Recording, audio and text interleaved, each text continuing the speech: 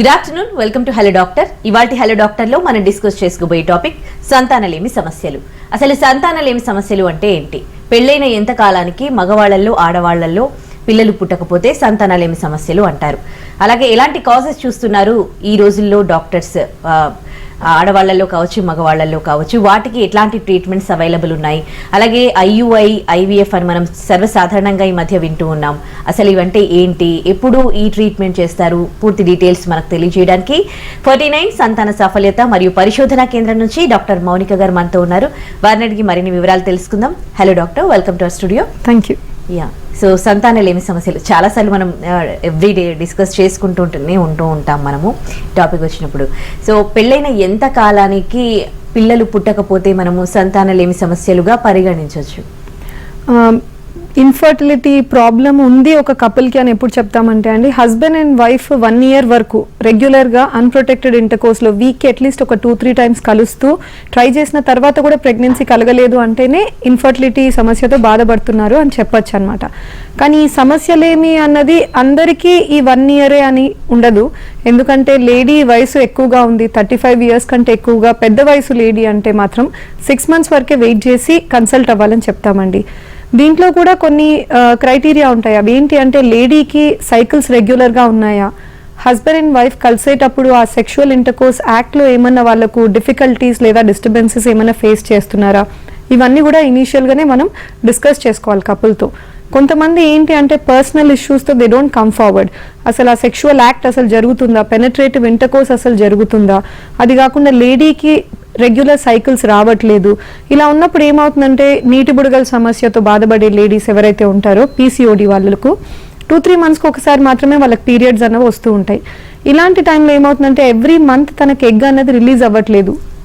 ఒక counter part lady ఎవరికైతే regular cycles వస్తున్నాయో తనకు 12 monthsలో కనీసం 10 cyclesలో ఎగ్స్ అనేవి రిలీజ్ అవుతాయి. సో 10 times అటెంప్ట్స్ ఉంటాయి వాళ్ళకి ప్రెగ్నెన్సీకి ఛాన్సెస్. లేదు PCOD వాళ్ళు ఏమవుతుందంటే ఎంటైర్ ఇయర్లో మనం సెగ్మెంటేట్ చేస్తే maybe only 3 or 4 eggs release అవుతున్నాయి పర్ ఇయర్.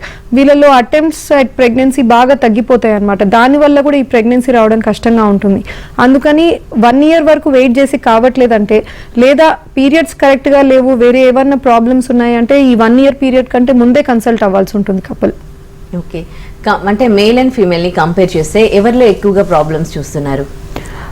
ఇంతకు ముందు క్లాసిఫై చేసేటప్పుడు ఇన్ఫర్టిలిటీ రీజన్స్ చూసేటప్పుడు 60 to 70% దాకా విమెన్ వైపే ప్రాబ్లం ఉండేది అనమాట. కానీ ఇప్పుడు ప్రెసెంట్ డే వరల్డ్లో ఏమవుతుందంటే, ఆ లైఫ్ స్టైల్ చేంజ్ అవ్వడం వల్ల, లేదా food habits, stress reasons, proper routine లేదు, ప్రాపర్ స్లీప్ టైమింగ్స్ లేవు, వీటన్నిటి రీజన్స్తో ఏమవుతుందంటే మెన్లో కూడా సిమెన్ కౌంట్స్ అవన్నీ కూడా తగ్గిపోతున్నాయి. ఇంతకుముందు 50-60 years వరకు కూడా కౌంట్స్ లేదా కణాల నంబర్స్ అనేవి బాగా ప్రిజర్వ్ అయ్యేవి మెన్లో. ఇప్పుడు ఏమవుతుందంటే ఈవెన్ యంగ్ పీపుల్ 30-40 years దగ్గర నుంచే కౌంట్స్ డిక్లైన్ అయిపోవడము, కదలిక బాగా తక్కువ ఉండడం చూస్తున్నాం. ఓకే, ఒకవేళ హాస్పిటల్కి రావడం వస్తారు కదా, అప్పుడు ఓన్లీ ఫీమేలే రావడం జరుగుతుందా and both are coming? Actually couples అందరు బాగా ప్రోగ్రెసివ్ అయిపోయారండి present day. Actually husband and wife very supportive, very cooperative. 99% మాకు కపుల్స్ దే కమ్ టుగెదర్ అనమాట. Husband and wife they come together. Rare కేసెస్లో ఏమవుతుందంటే హస్బెండ్ ఒక్కరే వస్తారు. ఎందుకంటే తనకు పర్సనల్ ఇష్యూ ఏదో ఉండొచ్చు, అంటే ముందు నుంచే పెళ్లికి ముందు నుంచి తనకు ఏదన్నా మాస్టర్బేషన్ యాక్ట్ టైంలో ఏదైనా డిఫికల్టీ ఫేస్ అవ్వడం, లేదా ఆల్రెడీ కణాలు తక్కువ ఉన్నాయి అని తెలిసి ఉండడం.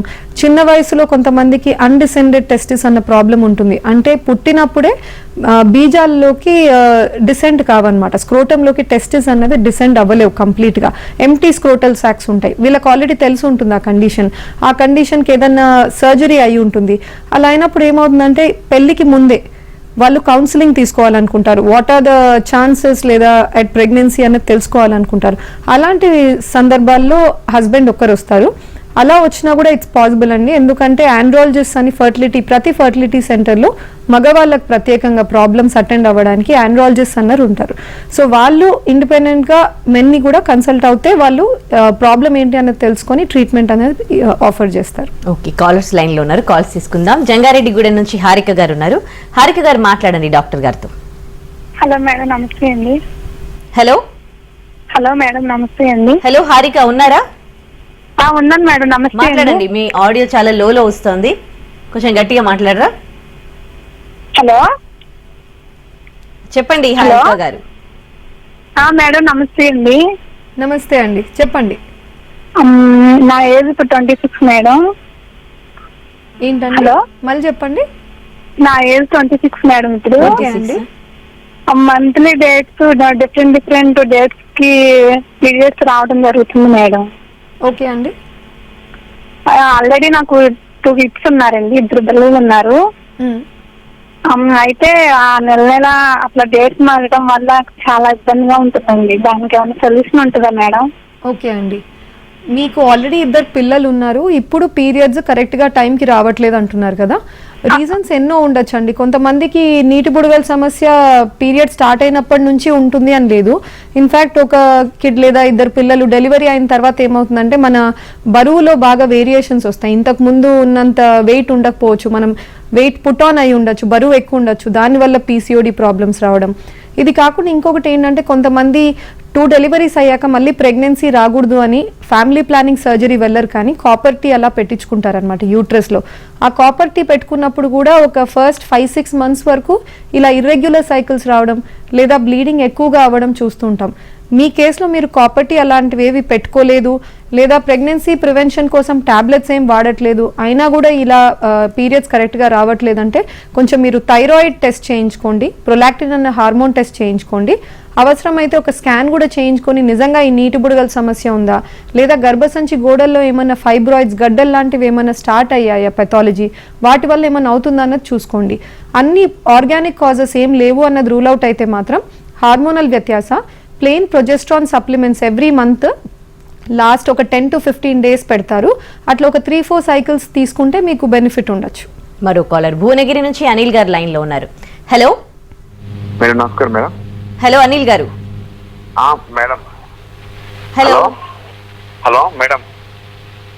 Hello hello hello madam madam వినొస్తున్నాం. Hello madam. మాట్లాడండి డాక్టర్ గారితో.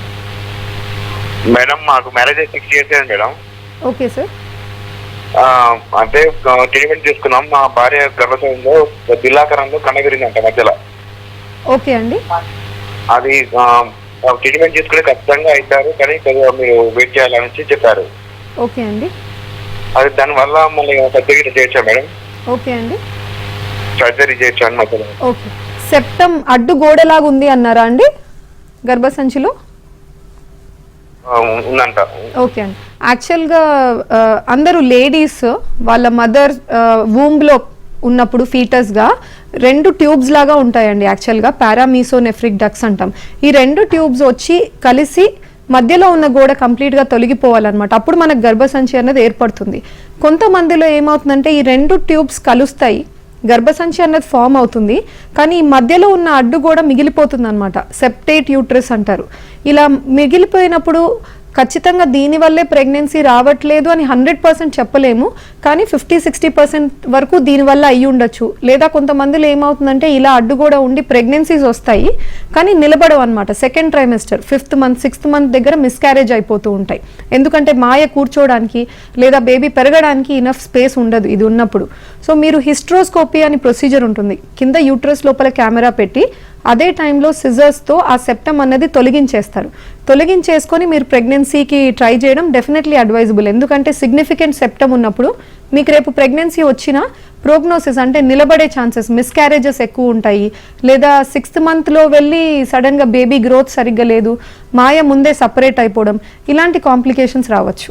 ఓకే, సో డిఫరెంట్ కాజెస్ మనం ఎప్పుడు మాట్లాడుకుంటూ ఉంటాం. సో ఎలా డయాగ్నోస్ చేస్తారు మరి ముఖ్యంగా ఫీమేల్కి తీసుకుంటే? Female causes of infertility divide చేయొచ్చండి. అంటే అండాశయంలో ప్రాబ్లం ఉందా, ట్యూబ్స్లో ప్రాబ్లం ఉన్నాయా, గర్భసంచిలో ప్రాబ్లం ఉందా, ఇవి చూసుకుంటాం అనమాట. స్కాన్లో మనకు గర్భసంచి అండాశయాలు ఈ 2 కనపడతాయి, కానీ మధ్యలో ఉన్న ట్యూబ్స్ 2 మనకు కనపడవు. సో అండాశయాల్లో ఏమైనా నీటి బుడగల సమస్య లాగా ఏమైనా ఉందా, లేదా గుడ్ల సంఖ్య బాగా తగ్గిపోయిందా అన్నది చూసుకోవచ్చు. పెద్ద పెద్ద సిస్ట్స్, ఎండోమెట్రియాటిక్ సిస్ట్ అని, డర్మాయిడ్ సిస్ట్ అని, ఇట్లాంటివి ఏమైనా ఉన్నాయా అని చూసుకుంటాం. గర్భసంచి కూడా స్కాన్లో విజిబిలిటీ ఉంది కాబట్టి గోడల్లో ఏమైనా కంతులు, ఫైబ్రాయిడ్స్ ఏమైనా ఉన్నాయా, లేదా ఇంతకుముందు కాలర్ అన్నట్టు 3D స్కాన్ అని క్యావిటీ లోపల విజిబుల్ ఉంటుంది. అలా స్కాన్ చేసినప్పుడు గర్భసంచి లోపల ఏమైనా అడ్డు కూడా ఉందా కూడా తెలుసుకోవచ్చు అనమాట. ట్యూబ్స్ మాత్రం మనకు స్కాన్లో కనపడవు కాబట్టి సపరేట్గా టెస్ట్ ఉంటాయి. హెచ్ఎస్జీ అని కొంతమంది చేస్తారు, లేదా సోనోసాల్పింగోగ్రఫీ అని స్కాన్లో చూసుకొని కానీ ఆ స్పిల్ అంటే మనం లోపల ఫ్లూయిడ్ పంపిస్తే 2 ట్యూబ్స్ ఓపెన్ ఉంటే అండాశయాల దగ్గర మనకు స్పిల్ కనపడుతుంది అనమాట. అలా కనపడినప్పుడు ట్యూబ్స్ ఓపెన్ ఉన్నాయని మనకు తెలుస్తుంది. సో ట్యూబల్ పేటెన్సీ టెస్ట్ మనము సపరేట్గా చేసుకోవాల్సి ఉంటుంది. ఈ గర్భసంచి, ట్యూబ్, ఓవరీ ఇవన్నీ మనకు ఆర్గానిక్ పైన కనపడేవన్నమాట. ఎన్నో లోపల కాజెస్ ఉంటాయి. అవేంటి అంటే ఎగ్ క్వాలిటీ ఎలా ఉంది, ట్యూబ్లో ఉన్న లైనింగ్ ఎలా ఉంది, గర్భసంచి లైనింగ్లో ఉన్న సెల్స్లో జీన్స్ ఎలా ఉన్నాయి, అవి యాక్సెప్ట్ చేస్తున్నాయా, ఎంబ్రియో పిండం వచ్చినప్పుడు అతుక్కొనిస్తున్నాయా, ఇవన్నీ మైక్రోస్కోపిక్వి మనము కంప్లీట్గా తెలుసుకోలేకున్నాము. But research in fields of infertility is still on going అనమాట. అదేంటంటే ఇంకా కూడా we want to know more and more about the system so that we can offer better success rates. Okay, Kandipudi నుంచి మరో కాలర్ లలిత గారు లైన్లో ఉన్నారు. లలిత గారు, డాక్టర్ గారితో మాట్లాడండి. నమస్తే మేడం. నమస్తే అండి. అయితే నాకు మ్యారేజ్ అయిన 9 years అవుతుందండి. ఓకే. 4 years బ్యాక్ నాకు IUI చేశారు. 3rd time సక్సెస్ అయిందండి. ఓకే అండి. మా వారికి కౌంట్ 20 millions అలా ఉంది. ఓకే. అంతా బాగుంది. అప్పుడు బాబు పుట్టాడండి. బాబు పుట్టిన తర్వాత లోపల బేబీ మోషన్ అది తీసుకోవడం వల్ల చనిపోయాడు అని చెప్పారు. 3 days తర్వాత చనిపోయాడు. ఓకే అండి. నెక్స్ట్ తర్వాత మళ్ళీ మేము IUI సైకిల్స్ వెళ్ళామండి. ఒక 6 cycles అంటే చేపించుకున్నాం. ఓకే. చేపించుకున్న తర్వాత అయినా సక్సెస్ కాలేదండి. ఓకే. ఇప్పుడు మళ్ళీ 2 మొన్న లాస్ట్ మంత్ కూడా చేపించుకున్నామండి. ఓకే అండి. అది IUI కూడా చేశారు. అంటే మీకు సక్సెస్ అవుతుందమ్మా, ఇంతకు ముందు అర్థమైంది. ఫస్ట్ టైం లో మీకు IUI లో సక్సెస్ వచ్చింది, కిడ్ కూడా డెలివరీ అయింది. బట్ అన్ఫార్చునేట్లీ లోపలనే మోషన్ పాస్ చేసి అది లంగ్స్ లోకి ఎంటర్ అయ్యి చనిపోయారు అన్నారు పుట్టిన తర్వాత. ఇప్పుడు మళ్ళీ ట్రై చేయడం ఏంటి అంటే IUI లో సక్సెస్ వచ్చింది కాబట్టి డెఫినెట్ గా ఒక పాజిటివ్ అవుట్లుక్ ఉంటుంది మీకు, అంటే IUI లో మళ్ళీ అయిపోతుంది అని. IUI ఎలా ఉంటుందంటే అండి మనకు 15-20% ఛాన్సెస్ ఉంటాయి అన్నమాట. ఏం చేస్తున్నాం ఇక్కడ, ఎగ్ విడుదలైంది అని స్కాన్ లో తెలిసినప్పుడు హస్బెండ్ కణాలని మంచిగా కదిలే కణాలు ప్రాసెస్ చేసి ఆ ఫ్రాక్షన్ ని మీ గర్భసంచిలో ఎక్కిస్తున్నాం అంతే. రిమైనింగ్ వర్క్ ఎగ్ కరెక్ట్ గా ట్యూబ్ లోకి వెళ్ళాలి, ట్యూబ్ లో ఎగ్ కణం కలిసి పిండం ఏర్పడాలి, ఏర్పడిన పిండం వచ్చి కరెక్ట్ గా ఇంప్లాంట్ అయ్యి అతుక్కోవాలి గర్భసంచిలో, అప్పుడే మనకు ప్రెగ్నెన్సీ అన్నది వస్తుంది. IUIలో 15-20% సక్సెస్ రేట్స్ అని ఎందుకంటామంటే మేము 10 మందికి IUIs చేస్తే హార్డ్లీ 2-3 people ప్రెగ్నెన్సీ అన్నది వస్తున్నాయి అనమాట. మిగతా వాటిలో మాక్సిమం ఫెయిల్ అవుతున్నాయి. ఒక 3 cycles వరకు IUIs back to back try చేయమంటాం. Reason is success rate 3rd cycle కి 25-30% దాకా హై వస్తుంది. ఆ తర్వాత ఏమవుతుందంటే ఏదో చిన్న రీజన్స్, ట్యూబ్లో మీకు ఇప్పుడు డెలివరీ అయింది, ఆ టైంలో ఏమైనా ఇన్ఫెక్షన్స్ అయ్యి ట్యూబ్ లైనింగ్ ఏమైనా దెబ్బతినిందా, ఒక ఇన్ని సంవత్సరాల తర్వాత కణాల నంబర్స్ ప్రిజర్వ్ అయి ఉండొచ్చు కానీ క్వాలిటీ ఏమన్నా తగ్గిందా, అండంలో నంబర్ కానీ క్వాలిటీ కానీ ఏమైనా తగ్గాయా, మీరు 6 cycles IUIs ట్రై చేశాను అంటున్నారు, ఇంకా కూడా ఎక్కువ మనీ మీరు ఈ IUIలో ఇన్వెస్ట్ చేయడం కంటే IVF లాంటి ఆప్షన్ వెళ్ళడం బెటర్ మీకు. డాక్టర్ గారు, ఇప్పుడు పిల్లలు పుట్టకపోతే డిఫరెంట్ కాజెస్తో, డిఫరెంట్ ప్రాబ్లమ్స్తో, సో వాళ్ళకి మెడిసిన్తో ఎంతవరకు క్యూర్ చేయొచ్చు? ఈ IUI, IVF ఇందాక కూడా మీరు మాట్లాడారు కదా, వీటి అవసరం అనేది ఎప్పుడు వస్తుంది? 3 lines ఆఫ్ ట్రీట్మెంట్స్ ఉంటాయండి ఇన్ఫర్టిలిటీలో. ఫస్ట్ ది ఓవ్యులేషన్ ఇండక్షన్ అంటాం, సెకండ్ ది IUI అంటాం, third the IVF. Medical treatment per se అన్నిటికీ మనకు సపోర్ట్ నీడెడ్, టాబ్లెట్స్ కానీ ఇంజెక్షన్స్ ఫామ్ కానీ, అది IUIలో అయినా ఇస్తాం, IVFలో అయినా ఇంజెక్షన్స్ ఉంటాయి. బట్ ఎటువంటి ప్రొసీజర్ లేకుండా అనెస్థీషియా అవసరం కావచ్చు, లేదా ఇంటర్వెన్షన్ IUIలో కూడా మనము గర్భసంచి లోపల కణాలు ఎక్కించాలంటే ఒక ప్రొసీజర్ ఉంటుంది. సో అలా ఎటువంటి ప్రొసీజర్ లేకుండా ట్రై చేయడం అంటే ఫస్ట్ లైన్ ఓవ్యులేషన్ ఇండక్షన్. దీంట్లో ఓన్లీ టాబ్లెట్స్ ఇస్తామండి. టాబ్లెట్స్ ఇచ్చి ఎగ్ పెరిగేలా చూసుకుంటాము. ఎగ్ విడుదలైంది అన్న టైంలో హస్బెండ్ అండ్ వైఫ్ని కలిసి ట్రై చేయమంటాం. ఎవరికి ఇటువంటి ట్రీట్మెంట్ మ్యాక్సిమం హెల్ప్ అవుతుంది అంటే పీరియడ్స్ రెగ్యులర్గా లేదు అన్న వాళ్ళకి మ్యాక్సిమం సపోర్ట్ అవుతుంది ఇది. ఓకే, మరో కాలర్ నల్గొండ నుంచి చంద్రకళ గారు లైన్లో ఉన్నారు. చంద్రకళ గారు, డాక్టర్ గారితో మాట్లాడండి.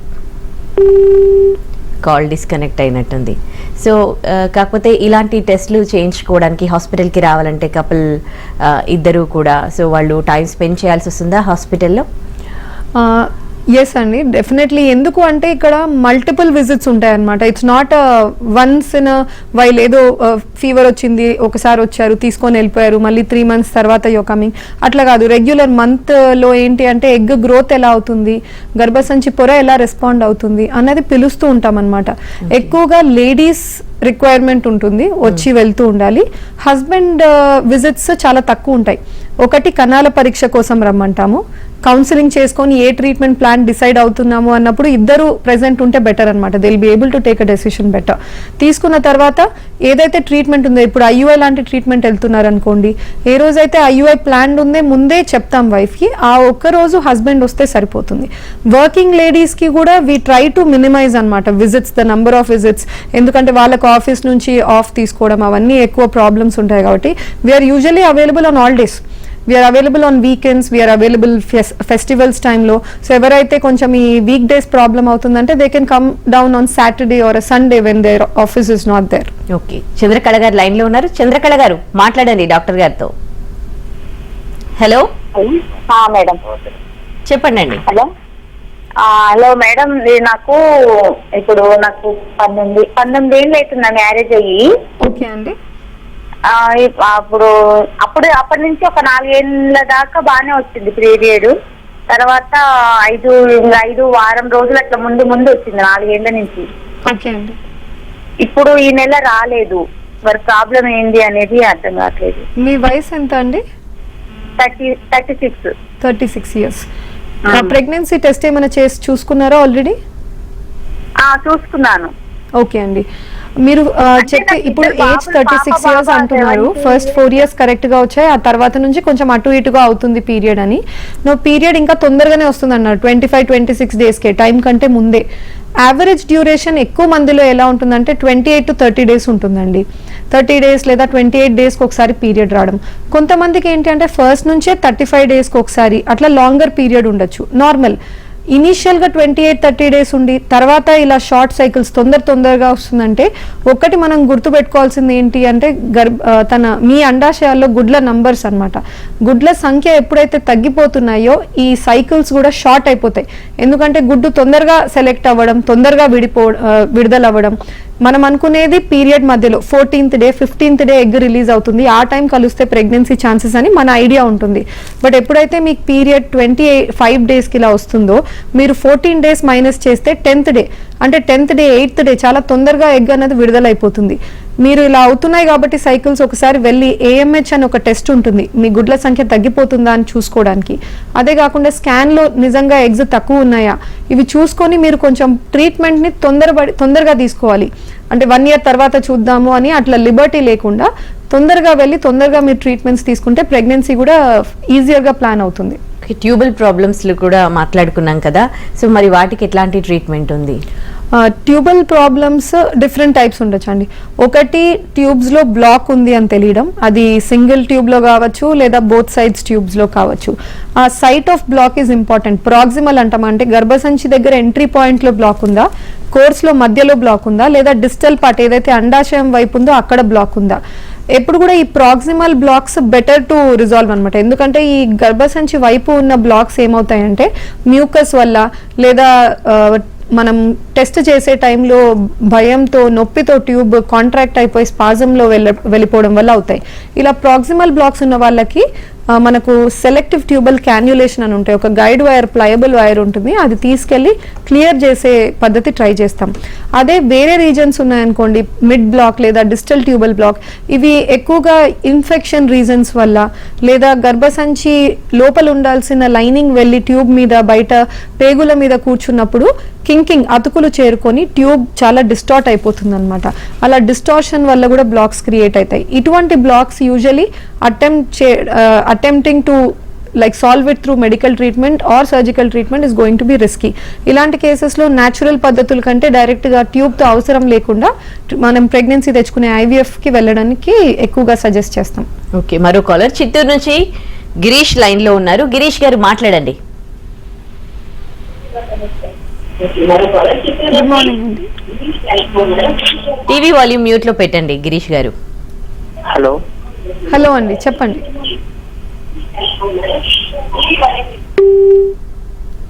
కాల్ డిస్కనెక్ట్ అయిందండి. సో ఈ IVF అనేది ఎలా చేస్తారు?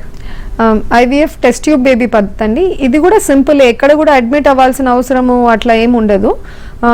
లేడీని పీరియడ్ 2nd డే లేదా 3rd డే మ్యాక్సిమం వచ్చేయమంటాం క్లినిక్కి. ఆ రోజు స్కాన్ చేసుకొని అండాశయాల్లో గుడ్ల నంబర్ ఏంటి, వాటన్ని సైజెస్ సమానంగా ఉన్నాయన్నది చూసుకుంటాం. చూసుకున్న తర్వాత తనకు ఇంజెక్షన్స్ మొదలవుతాయి. ఈ ఇంజెక్షన్స్ సబ్క్యూటేనియస్ పొట్టకు వేసే చిన్న సూది ఇంజెక్షన్స్ ఉంటాయి.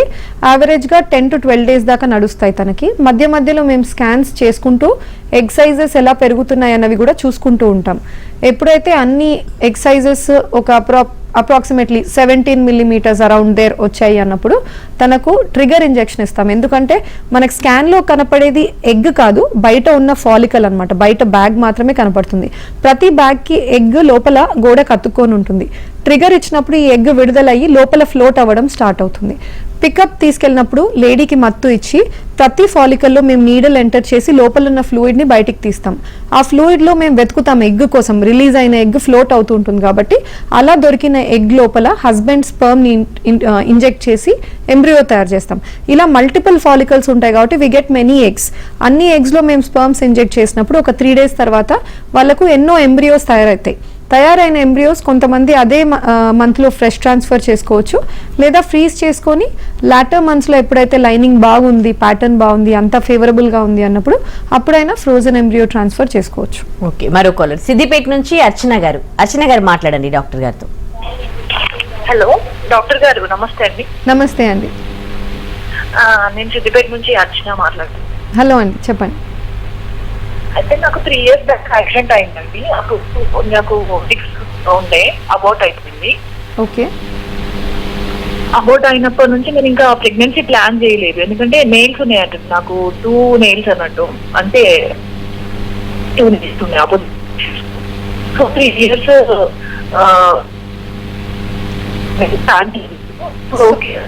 చేస్తే. సారీ అండి, నాకు అర్థం కాలేదు. మీకు మిస్క్యారేజ్ అయింది అన్నారు, రీజన్ ఏంటి, ఎప్పుడైంది, ఏ మంత్లో? 3 years అవుతుందండి. 3 years బ్యాక్ ఏ మంత్లో మిస్క్యారేజ్ అయిందండి ప్రెగ్నెన్సీలో? జనవరి అండి, జనవరి. 2nd month, 3rd month? 6 months అండి. 6 months. ఏమైందన్నారు, ఎందుకన్నారు అయింది? యాక్సిడెంట్ అండి, యాక్సిడెంట్ అయింది. నేను స్కూటీ మీద వెళ్తుంటే యాక్సిడెంట్ అయిపోయింది. అయితే ఇప్పుడు ప్రాబ్లం ఫ్రాక్చర్స్ అయ్యాయి నాకు, రాడ్స్ ఉన్నాయి. ఓకే అండి. 2 years వరకు నేను గ్యాప్ తీసుకుందాం అనుకున్నా, అంటే నా హెల్త్ పరంగా. ఇప్పుడు నేను దాదాపు ఒక 6-7 months నుంచి నేను ట్రై చేస్తున్నాను. ఓకే. హాస్పిటల్స్ చూసాను, ఎగ్ అన్ని ఫాలిక్యులర్ స్టడీ అన్ని బాగానే ఉన్నాయండి. నాకు మంత్ 1 month అంటే 4 days ముందు వస్తుంది నాకు డేట్. ఓకే అండి. డేట్ కూడా ఎలాంటి డిస్టర్బెన్స్ లేదు. ఓకే. హస్బెండ్ కౌంట్స్ టెస్ట్ కూడా అంత బాగానే ఉందండి? అది కూడా అంత బాగానే ఉందండి. ఓకే అండి. సో న్యాచురల్ గానే యూ హ్యావ్ బీన్ ట్రైయింగ్ ఒక 5-6 cycles టాబ్లెట్స్ తో కావట్లేదు అని. అంటే ఇది అన్ఎక్స్ప్లెయిన్డ్ ఇన్ఫర్టిలిటీ ఉండొచ్చండి. మీరు అన్నీ చూసుకున్నారంటే ఒకటి ట్యూబ్స్ కూడా చూసుకోండి, లేదు అంటే మీరు టెస్ట్ చేయించుకోండి. ఎందుకంటే ట్యూబ్స్ నేను అన్నట్టు స్కాన్లో కనపడవు. ట్యూబ్స్ ఓపెన్ ఉన్నాయా లేదా చెక్ చేయించుకోండి. అవి కూడా ఓపెన్ ఉన్నాయి అంటే ఇన్ని 5-6 months అయిపోయింది టాబ్లెట్స్తో మీరు ట్రై చేయడం. కాబట్టి maybe you should take next step, that is IUI, husband కణాలను డైరెక్ట్గా యూట్రస్లో వేసే పద్ధతి. హెల్ప్ ఎట్లా అవుతుంది అంటే గర్భసంచి మూతి సర్విక్స్ అని ఉంటుంది, ఇక్కడ మ్యూకస్, ఆటో ఇమ్యూన్ యాంటీబాడీస్ అట్లా ఉంటాయన్నమాట, యాంటీస్పర్మ్వి. ఇవి ఏం చేస్తాయంటే స్పర్మ్స్ని ట్రాప్ చేస్తాయి, డెస్ట్రాయ్ చేస్తాయి. బైపాస్ చేసేసి మేము సర్విక్స్ని పైన స్పర్మ్స్ వేస్తాం యూట్రైన్ క్యావిటీలో. ఇలా చేసినప్పుడు మీకు ఛాన్సెస్ బెటర్ ఉండొచ్చు at pregnancy. Thank you so much for the suggestions అండి. Thank you. ఇది ఇవాల్టి hello doctor. Stay tune to